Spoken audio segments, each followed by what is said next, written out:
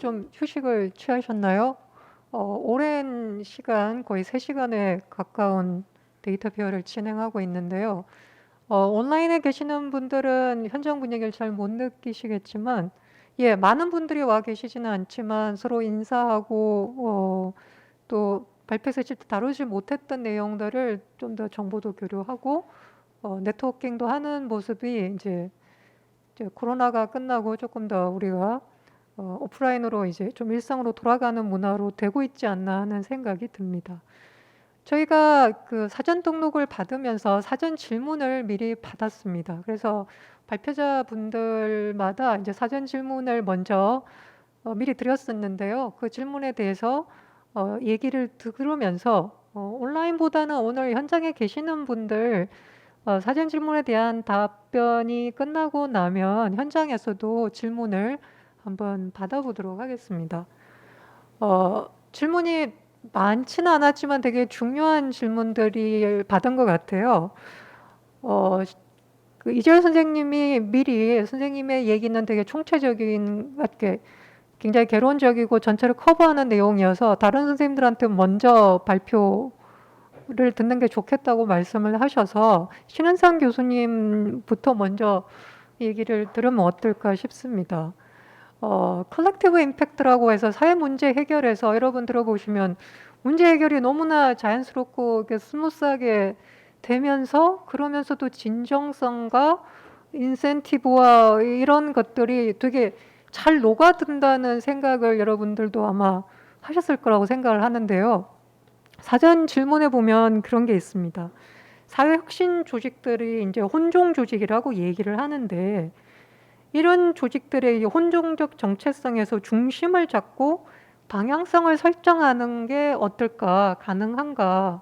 그러니까 지금 굉장히 자연스럽게 이렇게 문제 해결하는 거에 대해서 정말 그럴 수 있을까에 대한 질문인 것 같기도 한데요. 혼종적 정체성이라는 거 어떻게 생각하시는지 답변을 해주시면 좋겠습니다. 예, 그 영리 조직 같은 경우에는 전통적으로 재무적 가치만 추구하면 되는 데잖아요. 이익 극대화만 하면 되는 데고, 비영리 조직은 사실 또 이제 그 경제적 가치 또는 재무적 가치와는 상관없이 사회적 가치만 많이 만들면 되는 기관이라고 얘기를 할 수가 있는데, 요새 많이 이야기하는 이런 사회적 기업이라든가 이제 이런 경우에는 이제 소위 얘기하는 그런 혼종 조직이라고 얘기를 해가지고 이런 사회적 가치와 재무적 가치를 같이 추구한다고 얘기를 하는데, 사실은 말로는 되게 좋은데 실제로 하는 건 되게 쉽지가 않은 거죠. 그 밸런스를 어떻게 맞춰야 될 것인지, 그리고 예를 들어서 또 우선순위는 어느 쪽에 해야 될 것인지, 또 당장 살아남기 위해서는 예를 들어서 사회적 가치를 희생하고 재무적 가치를 좀 더 추구해야 되는 상황도 있는데, 그런 건 또 어떻게 설명할 수 있는지, 또 나중에도 투자를 받는다든가 했을 때 미션 드리프트라는 게 또 많이 생기거든요. 그런 건 또 어떻게 해야 될지에 대해서 사실 또 많은 어려움들이 있는 것도 사실입니다. 그래서 이거는 제가 이렇게 뭐 책상에 앉아서 얘기할 수 있는 그런 성질의 것은 아닌 것 같은데요. 근데 저는 이 컬렉티브 임팩트와 같이 연결해가지고 좀 말씀을 드린다고 한다면은, 그 사회적 기업들이 가지고 있는 이런 혼종성이 그 컬렉티브 임팩트를 만들 때 굉장히 유용하다는 점을 저는 좀 관찰을 좀 하게 되는데요. 예를 들어가지고 이 사회적 기업은 재무적 가치도 고민을 하기 때문에 그런 기업과 소통을 할 때도 상당히 강점이 있고요. 또 이런 어떤 진정성이라든가 그런 사회 문제 해결에 대해서도 관심이 많기 때문에 비영리 조직과도 또 얘기를 잘할 수가 있고, 또 정부 조직 입장, 정부기관 입장에서도 이런 사회적 그 기업에 대해서 상당히 또 이제 신뢰할 수 있고 어떤 그 공공성을 좀 담보해주는 부분이 있기 때문에 이 사회적 기업이 그 중간에 껴가지고 약간 백본 역할을 해주면은 좋은 그 성과를 내는 경우들을 좀 많이 보게 되는데요. 그래서 저는 그 혼종성에서 물론 이제 어느 쪽을 더 추구할 거냐도 되게 중요한 문제겠지만, 뭐 약간 좀 그 관점을 달리 해가지고 혼종성을 좀 잘 살려서 오히려 이런 컬렉티브 임팩트를 잘 만들 수 있는 그런 어떤 그 역할을 하면 어떨까라는 좀 그런 대답을 좀 드려보고 싶습니다. 예, 아주 그 어려운 질문에 그 현명하게 답변을 해주신 것 같은데요. 아마 그 실제 그 랩을 운영하시면서 실제 이 혼종적 조직이 움직이는 것들을 실제 관찰을 하셨기 때문에 아마 그런 대답을 해주신 거 아닌가 하는 생각이 듭니다. 또 다른 개별 질문, 박성훈 실장님한테 들어온 개별 질문 한번 보면요. 그 사회적 성과를 측정하는 그 SPC에 참여하는 기업들을 대상으로 사회적 성과를 어떻게 측정했다라는 얘기를 해주셨는데 이게 그 아까 이재열 선생님이 말씀하실 때도 이제 기업의 유형들을 영리 조직부터 비영리 조직까지 이렇게 다양하게 펼쳐주셨는데 SPC 참여 기업의 이제 성과 측정의 경험을 바탕으로 할 때 그게 다른 그 다양한 기업 스펙트럼에서의 그런 성과 측정하고 그런 게 연결될 수 있는지. 그러니까 예를 들면 사회적 기업이 그 사회적 가치를 추구하는 거 어쩌면 당연한 거고 그걸 그냥 성과로 측정한다는 의미를 갖는 정도로만 생각하고 그게 유용성이 있으려면 기업의 다른 유형들, 그러니까 공공 부분이라든지 아니면 이런 그 SPC 기업은 아니더라도 뭐 그 공공 부문의 복지기관 이런 기관들의 사회적 성과도 그렇게 측정할 수 있을까? 그런 계획은 있으신지 이런 질문이 사전 질문에 있었었거든요. 그리고 이번에 현장에 온라인에서도 질문이 들어왔었고요. 어떻게 생각을 하시는지. 확장 가능성이겠죠? 지금 하고 계시는 사업에. 예, 질문 감사합니다. 미리 주신 질문은 아니네요. 네, 다른 질문을 주셨었는데, 예. 예, 딴 걸 준비하고 있습니다. 네. 좋은 질문을 주셨고, 저희가 사회적 기업을 대상으로 그 측정 체계를 만들기 시작한 게 이제 2014년부터고, 이 측정 체계를 사회적 기업 대상으로 이제 만든 이유는 아무래도 사회적 기업이 사회 문제 해결에 특화된 조직이다 보니 가장 그 측정 체계를 만들기 용이했기 때문입니다. 근데 목표로 삼고 있는 거는 당연히 이제 영리 기업까지 확장을 시키는 거고, 그래서 2018년부터 SK 그 멤버사들, 저희가 이제 계열사를 멤버사라고 표현하는데요. SK 멤버사 중에 이제 주요 계열사가 한 90개 정도 되는데 이 계열사의 성과 측정을 또 SBC 그 측정 체계를 기초로 해서, 물론 이제 더 영리기업 측정 체계니까 더 이렇게 어려운 항목들이 더 들어가 있지만 그렇게 이제 확장을 또 시켰습니다. 그 다음에 이제 공공기관으로 넘어가서 이제 공공기관도 사회적 가치 측정 뭐 이런 것들을 지금 같이 하고 있는데, 사실 국내 공공기관 같은 경우는 그 기재부의 이렇게 평가 항목이 워낙 명확해서 국내 그 공공기관에까지 이렇게 화폐가치 측정이 잘 이루어지지는 못했고, 저희가 한 2018년부터 같이 이렇게 협력을 했습니다만 중국 국유 기업들, 중국 같은 경우는 국유 기업을 관장하는 국유자산 그 관리감독위원회라고 하는 곳이 있는데, 그곳과 함께 이제 중국 국유 기업들의 성과는 저희가 화폐가치 측정을 하는 매뉴얼을 같이 개발하고 실제로 지금 국유 기업들 대상으로 한번 그걸 해보고 있습니다. 이런 그 노력을 하는 이유가 뭐냐면, 저희가 이제 궁극적으로 하고 싶은 거는 그 재무 상태표만 봤을 때도 기업의 사회적 가치와 재무적 가치를 동시에 알 수 있는 그 모습을 만들고 싶기 때문입니다. 그래서 이제 화폐 가치 측정 체계를 활용하는 거고, 그럼 그거는 영리 기업이든 사회적 기업이든 공공기관이든 동일하게 다 적용될 수 있는 거고, 그러면 그 재무 상태표만 봤을 때도 기업의 어떤 총체적인 가치가 다 보여질 수 있지 않을까 하는 생각입니다. 근데 이거는 이제 전체 성과 중에 아주 어떻게 보면 재무상태표에 담을 수 있는 일부 성과만을 측정하는 거고, 그게 얼마나 이제 사회 전체의 뭐 이재열 교수님 말씀하신 품격이라든지 이런 걸 높이느냐, 이거는 또 다른 이슈가 되겠죠. 어쨌거나 그런 식으로 이제 사회적 기업뿐만 아니라 다른 조직들에 이걸 점점 더 확대시켜 보려고 노력하고 있는 중입니다. 네, 아마 그 온라인에서 온 질문하고 사전 질문하고 제가 섞어서 답 질문을 드렸더니 약간 당황하셨을 수는 있는데요. 사실 다른 분들한테도 다 해당되는 질문이긴 한데 대부분 사회적 성과 데이터, 사회적 성과 측정 그리고 양적 데이터에 이제 많이 눈에 드러나는 가시적인 것 때문에 초점을 많이 맞추다 보니까 정량적인 지표에 대한 얘기들을 굉장히 많이 했죠. 그래서 사실 박성원 실장님한테 특별한 질문이기도 하고 또 다른 사회적 가치 관련된 데이터에서 정성적 지표는 혹은 그 정량적 지표가 아닌 다른 방식으로 사회적 성과에 대해서 얘기를 하는 방법은 그런 논의는 없는지에 대한 질문도 있었습니다. 요거는 그냥 박성호 실장이 먼저 답변을 해주시면. 네. 그 화폐 가치 측정이라는 거는 상당히 거부감이 있습니다. 처음에 접하실 때 당연히 거부감이 있고요. 그 어떤 정도의 이제 뭐 느끼냐, 감히 우리 성과를 어떻게 돈으로 따지냐, 이런 그 말씀도 저도 정말 많이 들었습니다. 화폐 가치 측정은 여러 측정 중에 하나일 뿐이고, 이게 심지어는 시장 가격으로 이거를 환산해서 추정하기 때문에 일부 성과에 왜곡이 생길 수도 있습니다. 그런 한계가 있음에도 불구하고 앞서 이제 제 발표 자료에 말씀드린 것처럼 더블 바텀 라인이라고 하는 거, 그러니까 재무적인 성과와 사회적인 성과를 동시에 봐서 결국은 이 두 가지를 합쳐서 기업의 총체적인 가치로 한번 만들어 보겠다는 그런 생각에서 이제 화폐 가치 측정을 택한 거라서 조금 한계를 알면서도 시작을 한 부분이 있습니다.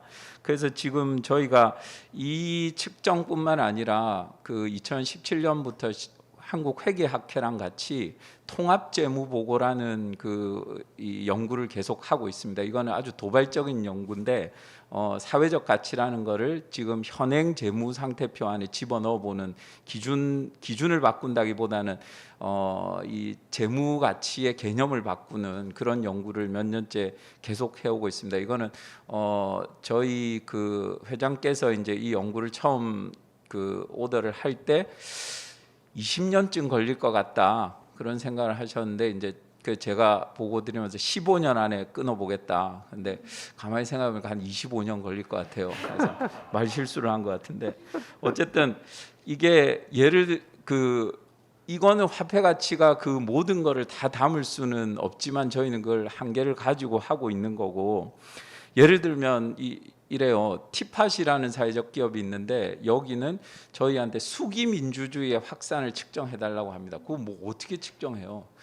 그 측정할 수 있는 방법이 없어서 정말 이렇게 그 이상한 방법, 어떻게 보면 이상한 방법으로 측정한 게 뭐냐면, 그 티팟이 하고 있는 게 광화문 1번가라는 그 정책 제안 그 장인데, 그 광화문 1번가를 통해서 정책 하나가 안건이 채택되는 데까지 드는 비용과 일반 그 온라인으로 정책을 모집해 가지고 그게 하나 채택되는 데까지 드는 비용을 서로 비교를 했습니다.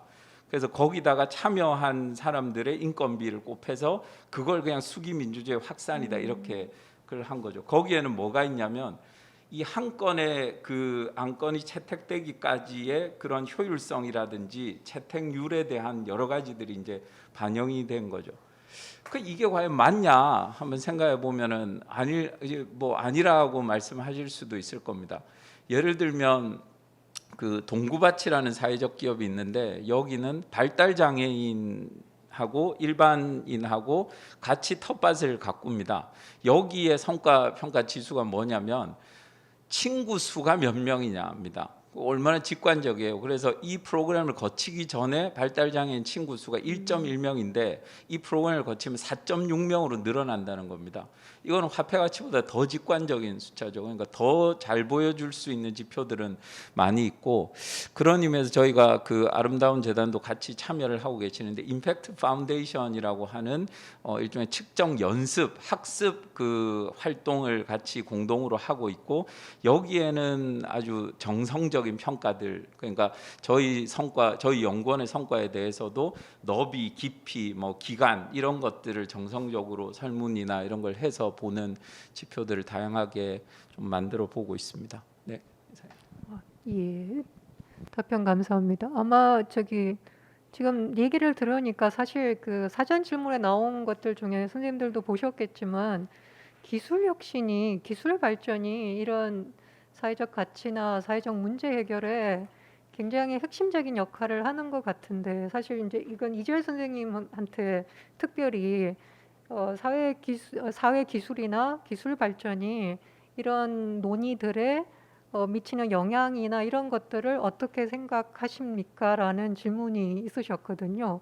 메인 질문은 아니었지만 지금 얘기를 들으니까 사실 정성이다, 정량이다 나눈다기보다 우리가 이 흔적을 따라가거나 가시적으로 보여주기 굉장히 쉬운 이유가 이 기술 혁신 때문에 그런 것 같다라는 생각이 들어서 지금의 우리의 사회적 가치는 그런 기술 혁신 이런 거하고 굉장히 많이 연결되어 있다는 생각도 한편으로는 듭니다. 그래서 이런 논의들에서 기술 혁신이나 기술 발전 이런 것들의 역할 뭐 그런 것들에 대한 사약자의 입장을 밝히시오 이런 질문이 있으셨죠. 준비 제가 받은 사전 질문과는 상당히 다른 어, 질문을 또 갑자기 던지셔가지고 제가 계속 당황스러운데 그냥 앞에 나왔던 이슈들 연관을 해서 보면 가치와 가격 간에는 엄청난 차이가 있죠. 화폐화한다는 건 가격을 매기는 거고요.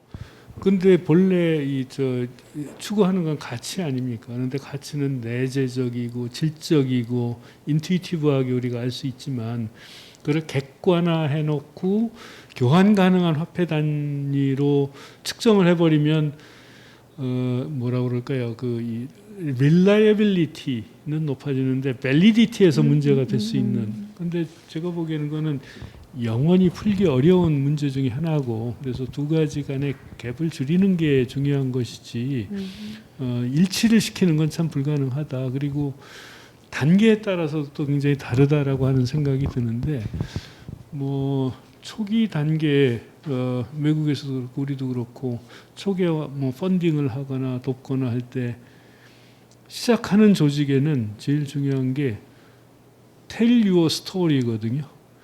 하려고 하는 게 뭐냐라고 하는 거를 설득력 있게 전달을 해서 사람들을 동기화할 수 있으면 그게 사실 굉장히 제일 중요한 가치가 되겠죠. 그런데 이제 조직이 안정화가 되고 상당한 기간 활동을 하게 되면 아웃풋을 넘어서 아웃컴으로 가고 아웃컴을 더 나가서 이제 임팩트까지도 측정할 수 있는 여러 가지 척도들이 발전이 되기 때문에 이제 그때는 조금 더 입체적이고 포괄적인 그런 평가가 가능해질 것 같고 그리고 그 단계에서 특히 이제 이렇게 초연결이 되고 그리고 블록체인 기술들이 발전을 하고 하면 이제는 이게 이제 빅데이터로 모든 것들이 쌓이게 되고 그다음에 원장이 없이도 이렇게 이 신뢰성이 높은 기록들이 이렇게 많이 남겨지고 하니까 특히 이제 이런 게 이제 펀드레이징이라든지 임팩트를 측정을 한다든지 할 때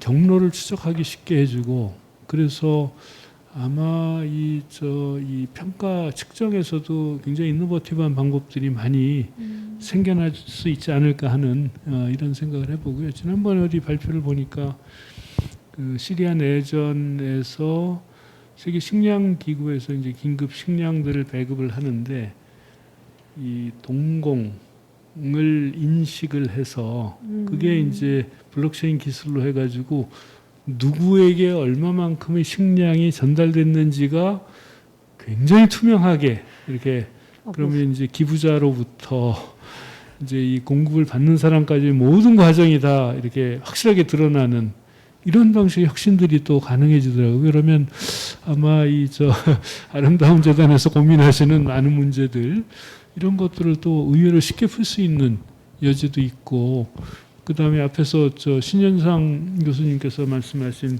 나무 심는 이런 거는 나무 몇 그루냐를 이제 카운트하기가 쉬운데 그런 것들도 훨씬 더 쉽게 이 추적이 되고 하는 이런 가능성이 있지 않을까 하는 생각을 해봤습니다. 그래서 저는 양과 질 이런 걸 떠나서 사실은 이 단계마다 사실 인테그레이티드 리포트 이 통합 보고서에도 보면 직관적으로 사람들이 끄덕이고 공감할 수 있는 방식의 여러 가지 방법들로 자신들의 성과들을 드러내거든요. 그래서 이 화폐적 가치는 아마도 가장 보수적이고 기존의 회계 작업과 쉽게 연동시킬 수 있는 기업에서 생각할 수 있는 혁신의 아주 기저의 끝에 있는 거라고 한다면 기업이 하는 다른 부분에서는 훨씬 더 아주 혁신적인 이런 측정 방법들 이런 것들도 개발할 수 있지 않을까 생각합니다. 네. 오문에 되게 현명한 답변을 해주신 것 같습니다. 저의 오문에. 예. 제가 질문을 막 섞어드렸는데요. 사실 사전 질문을 바탕으로 제가 이제 여기 계시는 분들이 서로 얘기를 좀 이어가기도 하셨으면 좋겠다는 생각에서 질문을 좀 섞었던 걸 이해를 해주시길 바라고 그런 의미에서 한 번 더 섞어보겠습니다. 노현희 교수님 그 질문으로 온 것들을 보면 그 주로 이제 발표하신 건 기부 문화의 기본적인 뭐 구조나 동기나 이런 것들을 말씀해 주셨는데 조금 더 나아가서 이제 최근에 그런 게 내가 기부를 하면 그게 어떻게 쓰였다고 하는 리포트가 최근에는 오기도 하더라고요. 핸드폰으로. 예, 그런 경험을 했었는데 실제 그런 질문을 어떤 분이 해 주셨어요. 그 다양한 기부 형태가 수요자의 삶의 개선에 미친 영향이라든지 그리고 기여자가 실제 어떤 피드백을 제공하면 그런 기부 문화와 관련된 것들이 단순히 일시적이거나 선을 행하거나 한 번으로 끝나는 게 아니라 지속적으로 될 수 있지 않을까라는 얘기를 해주시면서 실제 그런 것들이 기부 문화, 기빙 코리아 데이터 이런 데서도 혹시 연결돼서 이루어지고 있는지 궁금해 하셨거든요. 네. 제가 사전 질문 그 질문을 받고서 고민을 좀 했습니다. 이게 그러니까 기부자가 보는 것과 실제로 그 기부금을 통해서 혜택을 받을 수밖에 없는 상황에 있는 지역사회나 개인 간의 관계의 문제이기도 하고, 그다음에 이제 중간에 끼어져 있는 특정한 프로그램을 하고 있는 비영리 조직의 이게 삼각관계 구조인데, 기부자는 사실 보고 싶어 하는 거죠. 저 사람이 어떻게, 내가 텔레비전을 보고 유니세프에서 보여준 아이가 어떻게 내 기부금을 통해서 이렇게 변화했는지를 보고 싶어 하는 게 굉장히 그 욕망이 강한 부분도 있습니다. 그런데 기부라는 행위를 보면 사실은 개인의 삶을 변화시키는 것도 굉장히 중요한, 그래서 그런 부분도 있지만 다른 한편으로는 사회 자체를 내가 어떻게 바꿔갈 것인가에 대한 지향성이라는 것들이 같이 포함되어져 있는 것이고, 본질적으로 사실은 그 행동 자체는 투명성이나 뭐 이런 것들을 강조를 많이 하시는데 믿는 거죠. 내 돈을 잘 쓸, 내가 지향하는 바를 위해서 잘 써줄 거야.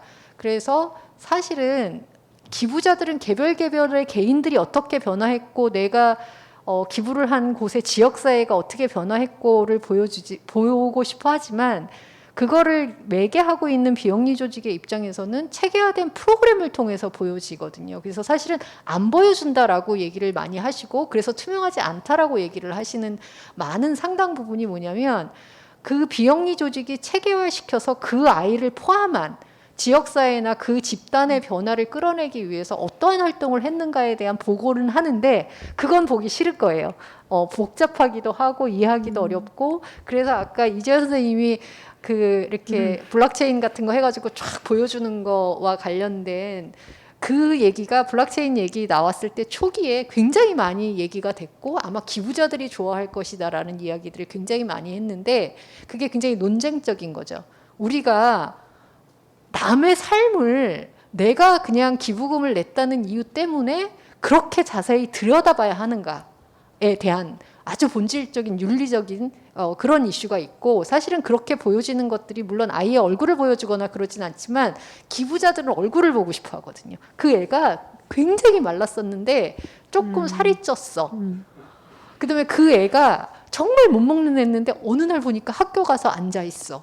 뭐 이런 걸 보고 싶어 하는 거거든요. 그래서 실제로 모금 조직들이 그런 걸 하는 데도 있어요. 이제 기술 이용해가지고 거기에 그 아이의 카메라를 설치해서 기부자랑 만나게 해주는 거예요. 근데 그거는 사실은 아이의 인권의 문제에도 심각한 스티그마의 문제를 발생할 수도 있고, 근데 그런 부분에 대해서는 기부자들이 생각을 안 하시는 거죠. 그래서 기술이라는 것, 그다음에 기여자가 어떻게 변화했는 것, 했는가에 대한 궁금증이, 그래서 저는 왜곡된 형태로 유튜브 같은 데 가서 보시면 실제로 직접적으로 그 돈을 받는 사람들을 연결해서 보여주는 개인이 모금하는 형태의 프로그램들이 있거든요. 그래서 뭐 예를 들면은 이 문제가 됐던 것 중에 올 초에 문제가 됐던 경태 아버지, 그러니까 강아지, 자기 강아지를 뭐 해가지고 하는데 그 사람도 문제가 돼서 스캔들이 나가지고 도망가고 막 이런 상황들이 벌어졌는데 사람들은 그 강아지를 보여주니까 너무 좋은 거예요. 그래서 막 기부를 하는 거거든요. 근데 그것에 대해서는 어느 누구도 책임을 지지 않는 방식으로 그렇게 가는 형태도 있는데, 그래서 이거는 사실은 좀 논쟁이 있습니다. 저는 논쟁이 되어야 한다고 생각을 하고, 그래서 기부금으로부터 혜택을 받는 사람들의 변화나 삶을 얼마나 보여줄 것인가, 그다음에 기부자가 그걸 얼마만큼 요구할 것인가, 그다음에 그것을 중간에 매개하는 비영리 조직들, NGO나 NPO들이 어느 정도 통제하고 이렇게 컨트롤이라는 용어는 적절하진 않지만 이렇게 통합시켜서 이렇게 균형을 맞추어서 보여줘야 하는가에 대한 고민, 이런 것들은 굉장히 필요하다라고 생각을 하고, 그런 면에서 기부자들도 내가 무엇을 보고 싶어 하는지에 대한 저는 성찰 같은 것들이 필요하다라는 생각을 굉장히 많이 하고 있습니다. 그다음에 뭐 비영리 조직이라고 해서 기술에서 밀려나 있거나 그렇지 않거든요. 사실 모금이나 돈을 쓰는 방식이나 뭐 이런 것들을 보면 트렌드를 그대로 따라가고 있고 기술을 그대로 사용을 하고 있는데, 그런 것들을 사용하는 것이 실제로 우리가 다루는 그 영역들이 굉장히 사회적으로 취약한 사람들이거나 취약한 지역이기 때문에 그 사람들의 삶에 우리가 어떤 방식으로 영향을 미칠 것이고, 그다음에 그들의 인권의 문제나 그들의 사생활의 문제나 이런 것들은 어떤 방식, 윤리적인 측면에서 어떻게 고려해야 할 것인가에 대한 그런 논쟁 그런 것들이 좀 됐으면 좋겠다. 그래서 투명성을 요구하는 게 틀리진 않지만 그것만 바라보는 게 과연 맞을까라는 여러 가지 생각들을 하게 하죠. 그래서 고민이 많이 됩니다. 저도 이렇게 블록체인 기술 이용한 여러 가지 프로그램 뭐 이렇게 돌아가는 절차 이런 거 잘 모르지만, 기술에 대해서 잘 모르지만 보고 있으면 이거 굉장히 위험할 것 같은데라는 생각이 드는 지점들이 있거든요. 그래서 뭐 그런 부분에 대해서 연구를 하시는 분들도, 그다음에 모금을 하시는 분들도, 프로그램을 진행하시는 분들도, 그다음에 저는 그 기부금으로부터 혜택을 받는 사람들도 스스로에 대한 그 인권, 자기의 권리, 나를 어떻게 보호할 것인가, 그다음에 내가 이 기부금을 받는다고 해서 기부금을 주는 사람에게 종속되는 게 아니기 때문에 내 삶을 보여주는 것이 타당한 것인가, 이런 부분에 대한 이렇게 통합적 논쟁, 이런 것들이 좀 논의가 좀 있었으면 좋겠다라는 생각입니다. 예, 좀 저희 그 토익 지금 조건이 조금 열악한데도 불구하고 굉장히 의미 있는 말씀을 나눠주신 것 같은데요. 자, 강정현 선생님께 질문 드리고 여기 현장에 계시는 분들 질문 받도록 하겠습니다. 강정현 선생님, 뭐 사전 질문에 보셨겠지만 그 강정현 선생님이 사회 문제 우선순위 밸런싱 게임을 통해서 정하는 그 방식을 공공기관에서도 한번 적용해 보면 어떤가라는 사전 질문이 있었습니다. 그래서 예를 들면 이제 공공기관은 국가하고 연결이 되어 있어서 사실 이제 아까 그 개인을 대상으로 했을 때 그런 다차원적이고 뭐 다층적인 게 드러나지 않을 가능성이 있는데, 그래도 그 방법론적인 특성 때문에 공공기관에 그런 연구들을 도입을 하면 조금 다양성이 보이면서 조금 더 데이터에 기반한 공공기관의 그런 사회적 가치 추구 이런 걸 방향을 잡아갈 수 있지 않을까, 그런 질문을 주셨는데요. 어떻게 생각하시는지 의견 듣고 싶습니다. 예, 그 이제 제가 소개해드린 방식이 처음에는 뭐 우리 사회에 중요한 문제가 뭐냐, 그다음에 이제 ESG 활동 중에 중요한 문제가 뭐냐 이렇게 보여드렸으니까, 저도 뭐 이거를 나름 관심 갖고 하는 입장에서 이 방법이 스케일업 돼가지고 딴 데도 많이 적용될수록 이제 좋고요. 근데 이제 그런 생각이 듭니다. 그러니까 만약에 이제 공공기관에 적용한다라면 공공기관의 특성이 있을 테니까 어떻게 잘 적용할 수 있느냐라는 건데, 사실 이 사회적 가치원과 이걸 하면서 되게 처음에 들었던 생각이 세상이 참 재밌기도 하고 거꾸로 간다 이러면서, 이제 기업은 사회적 가치를 어떻게 창출할까 고민을 하는데 제가 속해 있는 대학들은 어떻게 하면 대학을 기업처럼 경영할까를 고민해야 되는 이게 당연한 것 싶기도 하고요.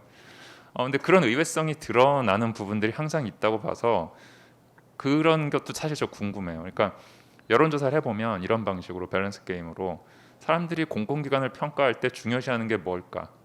뭐 사회적 가치인가? 아니면은 유권자의 행복인가? 아니면 심지어 기업 경영 같이 뭔가 성과를 내길 바라는가?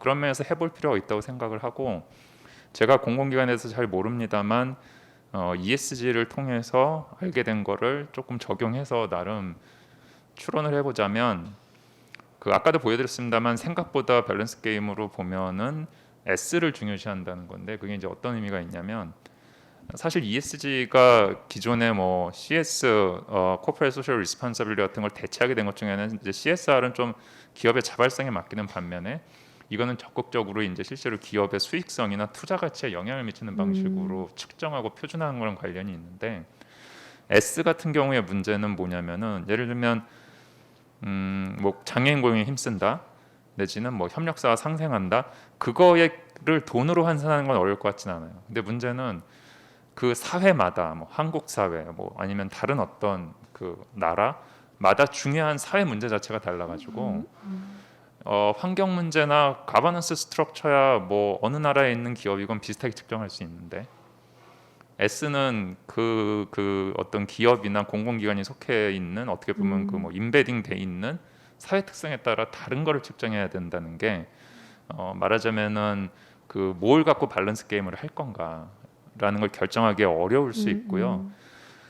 그런데 사실은 제가 시간이 없어서 소개를 못 해드렸습니다만 그 아까 미디어랩의 MIT 그 모랄 머신 말고도 그거를 이 서베이를 하게 된 또 하나의 원형이 뭐냐면 그 뉴욕시라는 이제 공공기관에서 정책 우선순위를 결정하려고 위키 서베이라는 거를 했습니다. 그래서 실제로 밸런스 게임처럼 제시를 했고요. 주관식으로 지금 몇 번 물어봤는데 이제 응답자 생각에 여기 안 나온 중요한 실시할 정책이 있으면 주관식으로 쓰라고.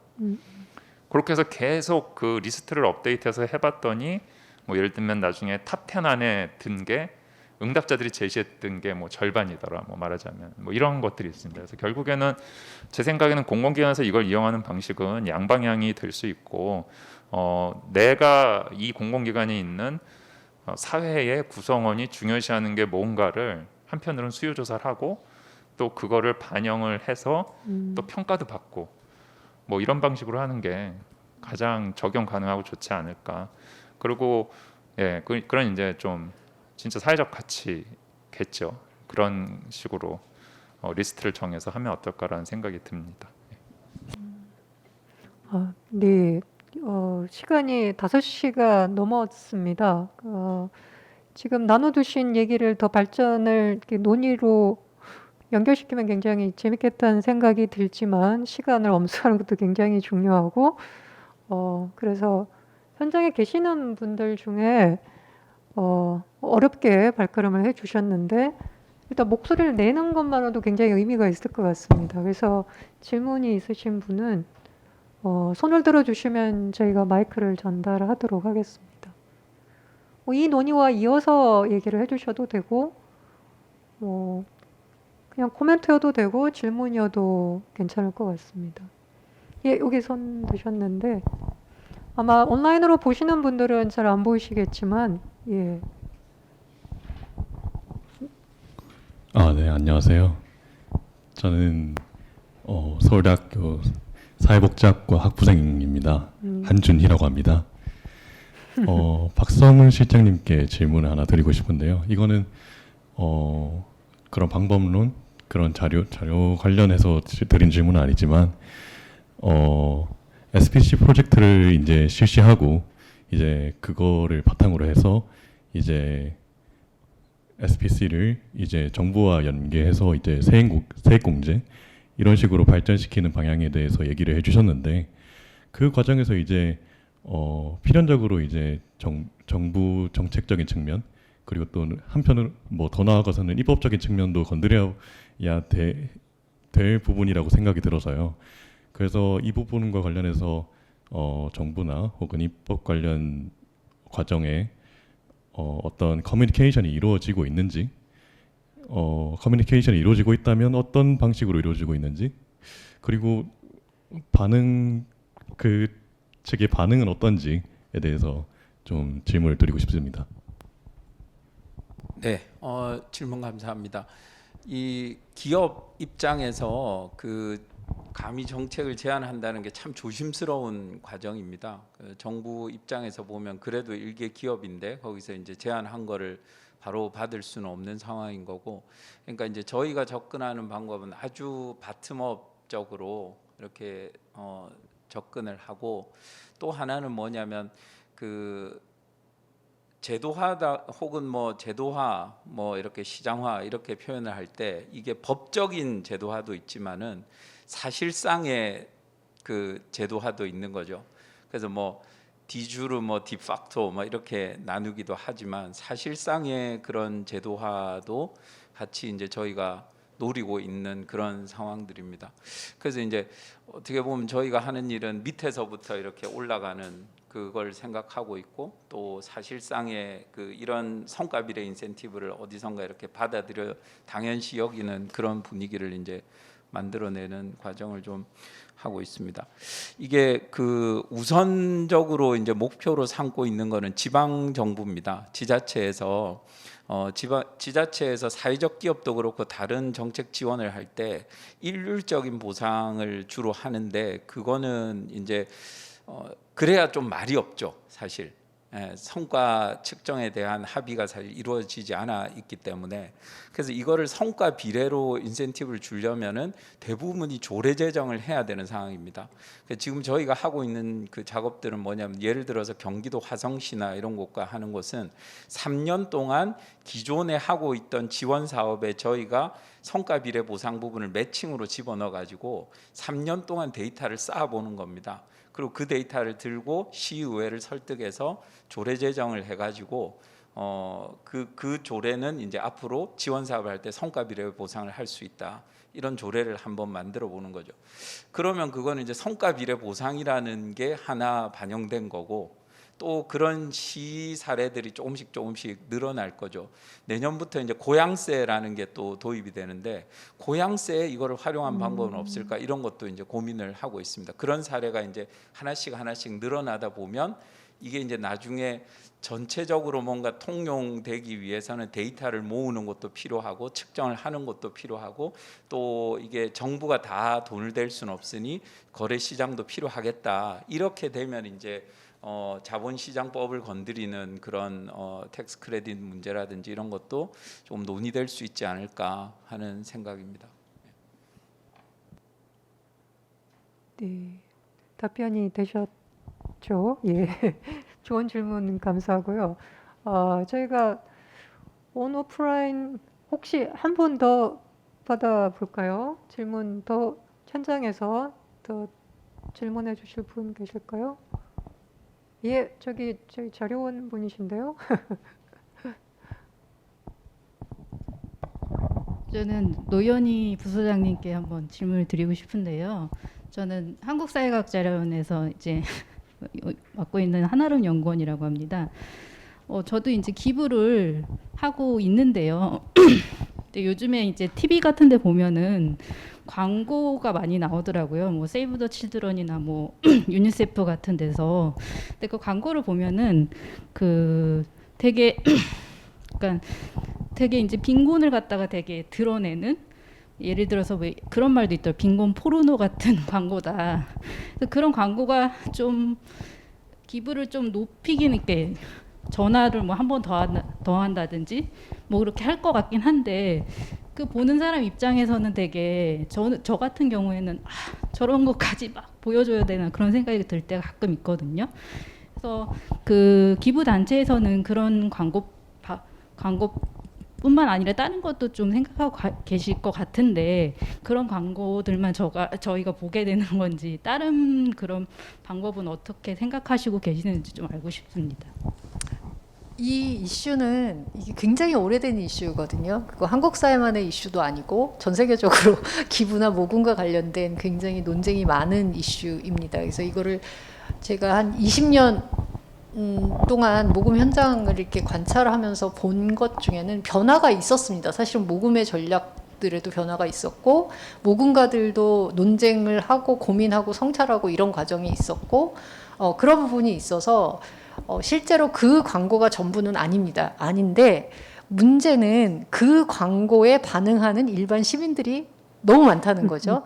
그러니까 사실은 제가 작년에 이제 젊은 기부자들은 좀 다르다 해서 인터뷰를 했었거든요. 근데 인터뷰를 해보면 말은 똑같이 지금 선생님이 하신 것처럼 나는 빈곤 포르노나 이런 거가 싫다 이렇게 얘기를 하는데 그래서 어디에 기부하십니까? 라고 물어보면 그런 분야에 기부를 하는 거죠. 그리고 기부에 네가 기부를 한 통로가 어떻게 되니? 하면 그런 거예요. 그러니까 이게 인식과 본인의 태도와 지향하는 가치가 사실은 이렇게 일치하는 것도 이상하지만 완벽하게 일치하는 것도 이상하지만 이게 약간 괴리가 있는 부분이 있습니다. 그래서 제가 아까도 그게 투명성 문제도 똑같은 거거든요. 기부자들 나 투명한 거 좋아해. 그래서 보고 싶어.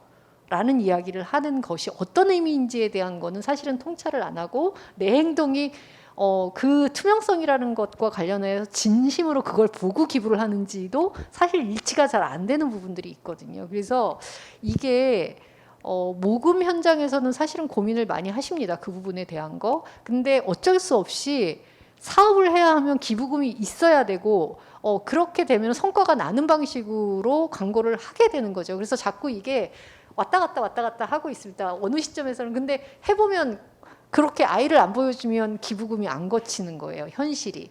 그럼 이게 이제 현장에서는 너무 고민이 되는 거겠죠. 그래서 제가 이 부분과 관련돼서 항상 이야기하는 것은 현실과 이상이 약간의 차이가 나더라도 끊임없이 논쟁해야 된다, 이 부분에 대한 것. 그래서 모금가만 논쟁하는 것이 아니라 이런 부분에 대해서 사실은 모금 조직들이 그거를 대놓고 시민들한테 우리 이래서 어렵고 그거 하고 싶지 않은데 니네들이 이렇게 그렇게 얘기는 할 수 없겠지만 그럼에도 불구하고 일반 시민들에게도 기부자들에게도 그러한 것들이 어떤 문제가 있는지에 대한 지속적인 알리는 거, 그다음에 이슈를 제기해 주는 거, 이런 노력들은 저는 필요하다라고 생각을 합니다. 그래서 갭을 좁혀 가야 되는 거지 그 부분이 완전히 사라질 것 같지는 않습니다. 그래서 이게 굉장히 그 투명성, 신뢰, 그다음에 모금, 성과, 이렇게 뭐 여기 가치 측정 이런 거 뭐 화폐적 특성, 가치 뭐 이런 거 많이 하시는데 이게 기부라는 행동으로 오게 되면 굉장히 복잡다단해지는 거죠. 행동 다르고 지향하는 거 다르고 실제 인식하는 거 다르고 자기는 말은 그렇게 하는데 행동은 그렇게 하지 않고 막 이런 여러 가지가 섞여 있어서 이렇게 한 번에 대답을 할 수 있는 문제는 아니지만 저는 그럼에도 불구하고 끊임없이 이 문제는 다 같이 시민 기부자와 모금단체와 예를 들면은 중간에 있는 모금가들과 뭐 이런 다양한 이해관계자들이 모여서 논쟁하고 합의까지는 아니겠지만 끊임없이 이런 문제가 있을 수 있다라는 것에 대해서는 조금 우리가 고민해야 하지 않을까라는 생각을 하고 있습니다. 답은 없습니다. 죄송합니다. 네, 시간이 거의 다 돼서요. 이런 데이터 페어 이후의 심화 토론 뭐 이런 자리도 한번 마련해 보면 좋겠다는 생각이 드는데요. 이제는 그 마지막으로 이제 선생님들한테 다 한마디씩 듣고 자리를 마무리할까 합니다. 사실 사전 질문이나 요즘 논의 중에 가장 많이 이제 직접적으로 드러나진 않았지만 가장 많이 이렇게 걱정하고 있는 부분이 저희가 타이틀이 사회적 가치, 사회적 경제, 사회적 성과인데 사회적 경제를 사회적 기업과 동일시하면 사회적 기업은 정치 제도적 지원이 굉장히 중요하기 때문에 정치 제도적인 지원이 만약에 없어지는 그런 변화가 나타나면 사회적 가치와 사회적 성과 이런 것들을 어떻게 연결시킬까 중간에 길을 잃어버리는 거 아닌가. 그러니까 이 오늘 했던 내용이 굉장히 정치적이기도 하다는 거죠. 사회적이기도 하고 경제적이기도 하고 굉장히 정치적인데 이런 우려가 사실은 사전 질문에서 많이 담겨 있었거든요. 그래서 여기 계시는 이제 오늘 발표자 선생님들이 우리 사회가 이 논의를 거의 15년 이상을 계속 해오고 있는데 이런 정치적인 이슈 때문에 우려하는 거에 대해서 선생님들은 어떻게 생각하시는지 그냥 간단히 얘기를 해주시면서 그 답변으로 이제 클로징을 할까 합니다. 이철 선생님 한참 쉬었으니까 먼저 시작해 주시겠습니까? 네. 오늘 굉장히 저는 가치와 성과와 임팩트와 이런 것들을 우리가 토론을 하면서 코스타를 여기다 한번 대입을 해보면 어떨까 이렇게 생각을 해보니까 코스타가 지금까지 해왔고 앞으로 하려고 하는 일들이 보면 각각 흩어져 있는 개별 기관이나 연구자들의 데이터들을 한데 공유할 수 있는 플랫폼을 만들고 서로 협력하고 그 다음에 공통의 어떤 그 기준들 측정 체계에 해당이 되는 게 이제 DO라고 하는 방식으로 분류하고 서치 가능하게 만들고 그러면서 지속적으로 소통할 수 있는 이런 페어 같은 걸 하고 하면서 밑으로부터 생태계가 점점 이렇게 살아나는 것 같은 이런데 이제 기여를 해왔고 앞으로 더 하게 되지 않을까 하는 생각을 했는데 그런 의미에서 보면 사회적 경제를 정부에서 인증해준 사회적 기업으로 한정을 할 경우에는 그런 이 생태적인 관점이나 일종의 자연사라고 그럴까요? 내추럴 히스토리에 해당되는 부분들은 다 빠지고 인증해주는 기관의 역할이 중요해지니까 당연히 정치화가 될 거라고 이렇게 생각을 하는데 그런 의미에서 보면 어떻게 이 자연스러운 질서를 만들 건지 SPC에 대한 고민이 네덜란드 같은 경우에는 이제 사회 성과 채권 시장으로까지 발전을 했는데 정부에서 이렇게 어느 날 만든 게 아니라 이 오랜 사회적 경제의 전통들이 흘러가지고 그런 형태로까지 이 진화를 한 거 아니겠습니까? 그런 의미에서 본다면 우리가 지금 목도하는 문제는 과거 일제 시대에 만들었던 도시 농촌형 금융조합이 농협이 됐고 농협을 보면서 저게 협동조합이다라고 생각을 했던 아주 심각한 경로 의존성으로부터 우리가 좀 스스로 자유로워져야 되지 않을까. 그리고 지금 오늘 우리가 하고 있는 얘기가 그런 다양한 자유로운 실험의 여러 모습들이 어떻게 서로 협력할 수 있는지 가능성들을 보여주는 아주 좋은 토론의장이 아니었나 이렇게 생각을 합니다. 네, 감사합니다. 이어서 계속 강정원 선생님. 저희가 이제 뭐 사회과학 활동을 할 때 특히 이제 가설을 수립하고 그걸 이제 데이터로 검증하고 했을 때 가설 검증의 중요한 원칙 중에 하나는 이거를 반증할 수 있는 게 아니면은 가설은 유효하다 뭐 이런 건데요. 사회적 가치를 측정하는 것도 뭐 이거보다 더 나은 게 나오지 않으면 이 방식으로 측정한다라는 식의 접근이 어떨까라는 생각을 합니다. 사실 뭐 그 인간 시장의 역사는 측정할 수 없는 걸 계속 측정해온 걸로 알고요. 뭐 요즘은 이제 그냥 금융 상품화돼서 다 받아들이지만 뭐 선물 시장 같은 것도 곡물의 가치를 어떻게 측정할지 모르다가 이제 어쨌건 합의를 해서 하고 뭐 탄소 시장도 생기고 그랬는데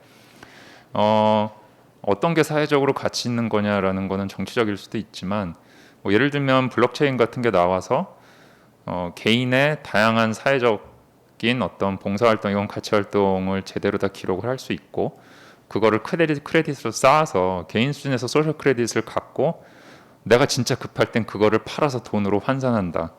뭐 누구한테 팔고 거래도 한다라는 게 문제가 있어 보이지만 지금 블록체인이 활용되는 방식보다는 낫다고 생각을 합니다. 그러니까는 그런 사회적 실험을 계속 하는 게 어떨까 싶은 게 제 생각입니다. 네, 고맙습니다. 굉장히 심오하고 좋은 질문을 해주신 것 같은데 지금 현장에도 그 사회적 기업 진흥원에서 팀장님 나와 계신데 그래서 말씀드리기가 조금 조심스럽습니다. 저를 미워하지 마시고 사실 이건 제 생각입니다. 저는 생각하기로 어떤 그러니까 필요에 의해서 제일 먼저 생기는 게 시장이고 마지막까지 남아 있는 것도 시장이라고 생각을 해요. 자생적으로 생기고 또 마지막까지 그 필요한 사람이 있으면 최후까지 남아 있는 게 시장이라고 생각을 하는데 중간에는 뭔가 필요에 의한 정책이 있겠죠. 근데 문제는 이 정책이 정부가 바뀔 때마다 혹은 이제 또 트렌드에 따라서 너무 확확 바뀐다는 느낌입니다. 여기서 확확 바뀐다는 건 뭐 1년에 한 번씩 바뀐다는 건 당연히 아니죠. 5년, 10년에 따라서 너무 바뀌면 이 생태계가 어느 정도 이렇게 올라가서 자생력을 회복하기 전에 지원금이 다 끊겨버린다든지 그런 문제가 이제 생기는 거죠.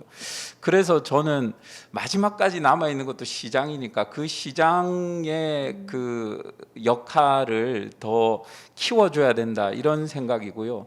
그런 의미에서 그 시장화를 저희가 이제 생각을 하는 겁니다. 그래서 이게 무슨 얘기냐면 시대가 이제 변하고 예를 들면 SK텔레콤에서 AI 스피커 누구라고 하는 게 있는데 이 누구 스피커는 지금 독거노인 분들한테 나눠 드리고 있어요. 이게 낮에는 요양보호사분들이 나가서 이제 그 서비스를 제공하고 밤에는 이 AI 스피커가 이 노인분들을 지킵니다. 실제로 한 분이 쓰러졌을 때 바로 119가 출동해 가지고 이분을 살린 예가 있습니다. 그러면 이제 24시간 돌봄 체계가 만들어지는 거예요.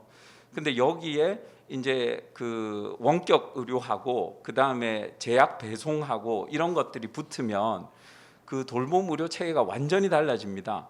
그러면 원래 그 중간중간을 전달 체계를 담당했던 뭐 요양보호사 분들이라든지 아니면 그 병원까지 이렇게 해주던 택시 협동조합이라든지 이런 것들은 다 그냥 문을 닫고 거리로 나앉는 거예요. 그러니까 이게 근데 그분들을 유지하는 가치도 진짜 중요하거든요. 그러니까 또 하나가 이번에 코로나19 때 굉장히 심각하게 드러났던 문제가 뭐냐면 사회적 기업들한테 마스크를 생산하라고 허가를 쫙 내줬어요. 마스크를 다 생산하는데 이게 중국에서 기계를 들여오면 이게 완전 자동화입니다. 그러면 실제 장애인 고용은 일어나지가 않았다고요.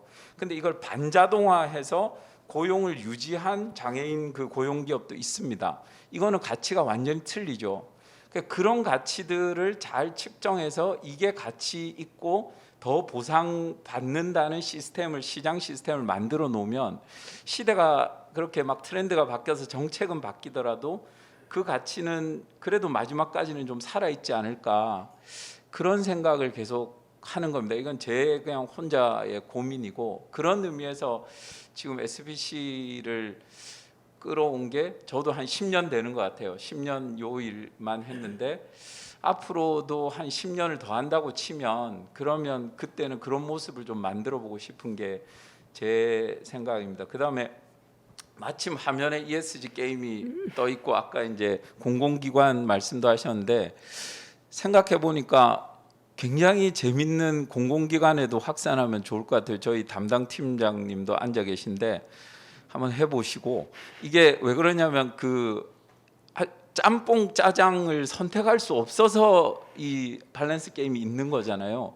근데 공공기관의 가치라는 게 정권이 바뀌면 적폐가 돼버리는 거예요. 이 정부에서는 최고의 사업이었는데 여기서는 적폐고 그럼 결국은 그 가치에 대한 물음도 던질 수 있지 않을까 싶고 그 다음에 또 하나는 저희가 밸런스 게임을 해보면서 강 교수님께 감사한 게 발견한 게 있어요. 우리 사회에 필요한 기업과 내가 다니고 싶은 기업의 응답이 틀리더라는 겁니다.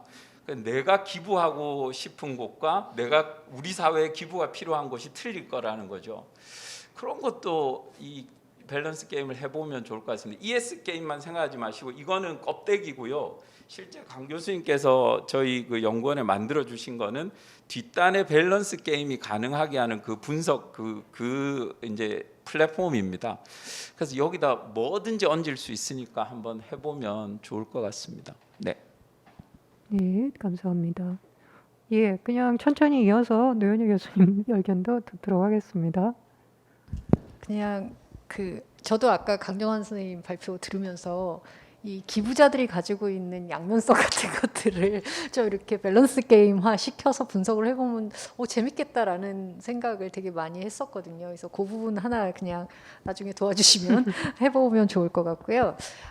여기 선생님께서는 끝까지 남을 게 시장 같다라고 얘기를 하셨는데 저는 인류가 망하는 순간까지 끝까지 남아있는 거는 남을 돕는 행위일 거다라는 믿음이 있습니다. 그래서 기부라는 건 지금 정치적인 부분에 대한 이야기를 하셨는데 가장 정치적이면서 가장 정치적이지 않은 행위이다라는 생각을 이렇게 기부 관련 이슈들을 들여다보면 그런 생각이 되게 많이 드는 부분이 있습니다. 그래서 똑같거든요. 비영리 부분도 이게 사회가 변하고 정권이 바뀌고 그러면 이슈가 막 확확 바뀌는 거예요. 그래서 기부의 대상도 바뀌고 막 바뀌는 부분도 있지만 그럼에도 불구하고 끝까지 변하지 않는 것은 어쨌든 같이 사는 삶에 대한 그 가치 그런 부분이라는 생각이 들어서 가장 정치적이지 않으면서 가장 정치적인 부분이기도 하다라는 생각을 하고 있습니다. 그리고 아까 그 빈곤 포르노 같은 거에 대한 말씀을 해주셨을 때에도 그래도 제가 끊임없이 이야기하는 거는 어떠한 이슈가 되더라도 기부를 하는 행위처럼 가장 가치로운 행위는 없다. 그것이 나의 이득을 위한 것이든 세제 혜택을 위한 것이든 아니면 뭐 내 정치적 성향 아주 극단주의적인 보수주의적인 정치적 성향을 위한 것이든 그것은 어쨌든 다양한 사회적 가치를 지키기 위한 기본적인 힘이다라는 생각이 들기 때문에 이게 가장 아까 말씀드린 것처럼 가장 정치적이면서도 가장 정치적이지 않은 인간 본연의 본능 같은 것이 아닐까라는 생각입니다. 그래서 기부를 많이 해주셨으면 좋겠다. 어떤 이슈든 관심이 있는 부분에 그런 말씀을 드리고 싶습니다. 예, 예, 정치적인 거에 대한 새로운 해석이라고 제가 드린 질문에서의 정치적인 거에 대해서 예, 좋은 답변 감사합니다. 예, 신현정 교수님 오래 기다리셨는데요. 의견 예. 전해주시면 좋겠습니다. 그 아까 기빙코리아 데이터 보니까 그 기부하지 않는 이유 중에 신뢰하지 않아서라는 게 거의 40% 가깝게 되더라고요. 그래서 저는 그거 보고선 참 좀 생각이 좀 많아졌는데요. 그 비영리 기관들 같은 경우에 사실 뭐 한 10년 전, 20년 전에 비해서 굉장히 투명하게 하고 또 이제 열심히 하는 거는 다들 아실 것 같은데 저는 그 신뢰하지 않는 40%의 그 내가 쓴 돈, 내가 기부한 돈을 정말 잘 쓰고 있는가? 그걸 통해서 좀 효율적으로 효과적으로 쓰고 있는가에 대한 어떤 질문도 좀 들어있지 않는가라는 좀 생각이 들고요. 그래서 그 열심히 하고 투명하게 하는 것도 중요하지만 잘하기 위해서 어떻게 할 것인가에 대한 고민도 되게 많이 필요한 시점인 것 같습니다. 근데 잘하려면은 결국 이제 사업을 계속 개선을 해야 되는데 그러기 위해서는 되게 유명한 말이 있잖아요. 피터 드러커가 얘기한 것처럼 측정하지 않으면 개선할 수 없다라고 얘기를 하고 있는데 그래서 개선을 하기 위한 측정이 굉장히 중요하다라고 얘기를 좀 하고 싶고 근데 측정을 할 때 그런 양적 지표도 있지만 이제 질적 지표도 굉장히 중요하고 또 그 중에 어떤 건 뭐 화폐 가치가 될 수 있겠지만 안 되는 게 훨씬 많고 어쨌든 그 다양한 측정 방법과 또 거기에 이제 스토리텔링을 같이 붙여가지고 그런 어떤 증거를 기반으로 한 임팩트 커뮤니케이션이 좀 발전이 돼야 앞으로 그런 어떤 신뢰를 회복하는 데 도움이 되지 않을까라는 생각이 들고요. 그래서 저는 아까 뭐 빈곤 포르노 얘기도 나왔는데 그런 어떤 사회 문제의 그런 어떤 심각한 모습을 자꾸 보여주어가지고 사람들을 어떻게 보면은 돈을 더 내게 하는 것도 실무적인 어떻게 보면은 뭐 고민이 있는 것도 맞는 거고 또 여전히 이제 우리가 뭘 잘했다라고 얘기하기 위해서 뒤에다 플래카드 걸고 앞에 사람들 모여가지고 그냥 웃는 모습 해가지고 잘했다라고 얘기하는 것도 여전히 많이 볼 수 있는 건데 그런 형식의 임팩트 커뮤니케이션은 이제 지금 2020년대에 그렇게 잘 먹히지 않는 거 아닐까라는 좀 생각이 들고 그래서 그런 점에서 우리가 좀 더 그런 뭐라 그럴까요 좀 정말 도움이 되는 지표들 사업 개선에 도움이 되는 지표들 또 이제 그런 그 기부자들이라든가 또 이런 참여자들을 설득할 수 있는 지표들을 잘 찾아가지고 측정을 하는 또 측정을 고도화하고 그걸 바탕으로 임팩트 커뮤니케이션을 고도화하는 게 굉장히 좀 생태계 차원에서 중요하지 않을까라는 생각이 듭니다. 네, 5분의 그 발표자들의 그 최종 클로징 멘트 의견을 잘 들으셨죠? 뭐 제가 따로 정리하지 않아도 잘 생각해 보시면은 좋은 연구 주제로 이어질 것 같다는 생각이 듭니다. 예, 사회적 가치와 관련된 논의를 한 번 더 펼치는 데이터 페어가 되지 않았나 이런 생각을 하면서 저희 제13회 코스타 데이터 페어를 마치도록 하겠습니다. 참석해 주셔서 감사합니다. 고맙습니다.